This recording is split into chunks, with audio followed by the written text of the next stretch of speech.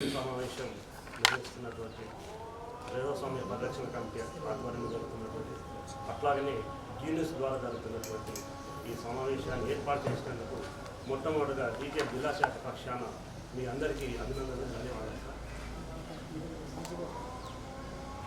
మేకలని బలిస్తారు, పులులను బలివ్వరు. మేకలనే బలిస్తారు, ఈ దేశంలో పులులను బలివ్వరు. ఈ మాటలు సాక్షాత్తు బిఆర్ అంబేద్కర్ గారు చెప్పినటువంటి రాజ్యాంగం రాసే ముందు రాజ్యాంగం రాయడానికి ఎన్ని తిప్పలు పడరు అన్నీ ఇక్కడ మనం చర్చనీయాంశం కాదని అధ్యక్షులు. రెండు అంశాల్లో ఇవాళ ఆనాడు అంబేద్కర్ గారు మేకలు బలిస్తానన్నారు, కానీ ఇవాళ ఆధునిక కాలంలో ఉన్నటువంటి ఈ మనువాదులు మనుషులను బలిస్తున్నారు. మతం పేర, కులం పేర, వివక్ష, మహిళల పేరు మీద, బాలికల పేరు మీద ఇట్లా అనేక రకాలుగా మనుషులని బలిస్తున్నారు. స్వాతంత్రం వచ్చి 75 సంవత్సరాలు దాటినప్పటికీ కూడా ఇప్పటికీ కూడా మనం ఒక రాజ్యాంగం గురించి మాట్లాడుకుంటున్నామంటే ఏ దిశలో, ఏ దశలో, ఏ హీన స్థితిలో ఉన్నామో మనకు అర్థమవుతుంది.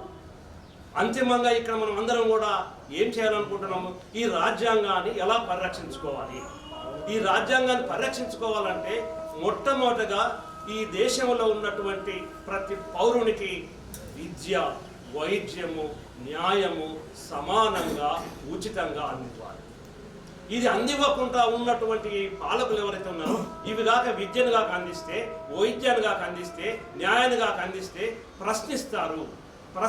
కాబట్టి ఈ యొక్క ఎవరైతే ఈ వర్ణ ధర్మాన్ని ఆశ్రయిస్తున్నటువంటి వాళ్ళు ఉన్నారో, చతుర్వర్ణాలను ఆశ్రయిస్తున్నటువంటి వాళ్ళు ఉన్నారో, చివరి దశగా సూత్రులైనటువంటి వారు ఎక్కువగా 80% మాత్రం ఉన్నటువంటి వారికి ఇది రానియకుండా, దరిదాపులోకి రానియకుండా చేస్తే రాజ్యాంగాన్ని ఆటోమేటిక్గా మనము దాన్ని నిర్మూలించవచ్చు అనే కుట్రతోటి, కుతంత్రాలతోటి వచ్చినటువంటి ఈ యొక్క కేంద్ర ప్రభుత్వం ఒక 10 సంవత్సరాలు కుట్ర జరుగుతుంది.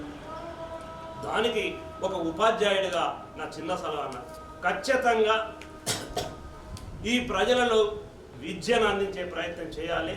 విద్యను అందించాలి అంటే ఈ దేశంలో ప్రజాస్వామ్యం పరడవిల్లాలంటే, రక్షించబడాలంటే ఓటుకు నోటు అనే దాన్ని పూర్తిగా మార్చుకోవాలి. మనము ఇవాళ నోటుకు ఓటు ఉండి ఆ ఓటును చిన్నాభిన్నం చేసేసి కొనుక్కుంటున్నారు.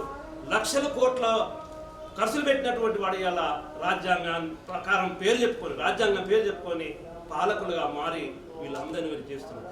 దీన్ని మాత్రం మనం ఖచ్చితంగా చైతన్యపరచాల్సిన అవసరం ఉన్నది. ఇది కాక చేయకపోతే ఈ ఓటు ద్వారానే ఈ యొక్క రాజ్యాంగాన్ని కాపాడుకుంటాం. కాబట్టి ఈ ఓటు ద్వారానే చైతన్యం తీసుకొచ్చి ఒక్కటే మాట అన్నా, ఈ దేశంలో ఉన్నటువంటి బడుగు బలహీన వర్గాలు ఏవైతే ఉన్నాయో ఏకం కావాల్సిన అవసరం ఉన్నది. ఎవడొచ్చి పాలించిన పాలకుడు ఎక్కినటువంటి వాడు మాత్రము మనువాదిగానే మారుతున్నాడు, మనం శూద్రులుగానే ఉంటున్నాం. ఈ శూద్రులందరూ రాజ్యాధికారంలోకి రావాలి అంటే ఓటు ద్వారా మనం ప్రజాస్వామ్యయుతంగా మనం రాజ్యాధికారాన్ని తెప్పించుకోవడానికైనా ఇప్పటికైనా ఏకం కావాల్సిన అవసరం ఉంది. ఇప్పుడు ఏకం కాకపోతే ఈ రాజ్యాంగానే కాదు కదా, ఈ దేశంలో ప్రజాస్వామ్యాన్ని కూడా రక్షించుకునే పరిస్థితులు ఉండవు అని చెప్తూ ఈ తక్కువ సమయంలో ఈ అవకాశం ఇచ్చినట్టు అన్న యాదన్న నాకు వాట్సాప్లో పెట్టినాడు. అది నేను చూసి నేను విందామని వచ్చినా, మీ సలహాలను కూడా విందామని వచ్చినా, మీరు విన్నటువంటి విషయాలన్నీ కూడా నా పిల్లలకు చెప్పుకోవాలి. నేను ఈ భారతదేశంలో రాజ్యాంగం ఎలా రక్షించబడాలనేది మీ ద్వారా తెలుసుకుందామని వచ్చినా. ఈ అవకాశం ఇచ్చినందుకు మరొక డీటీఎఫ్ జిల్లా శాఖ పక్షాన ఈ వర్గానికి మరొకసారి అధ్యక్ష వహించినటువంటి లింగ సమాన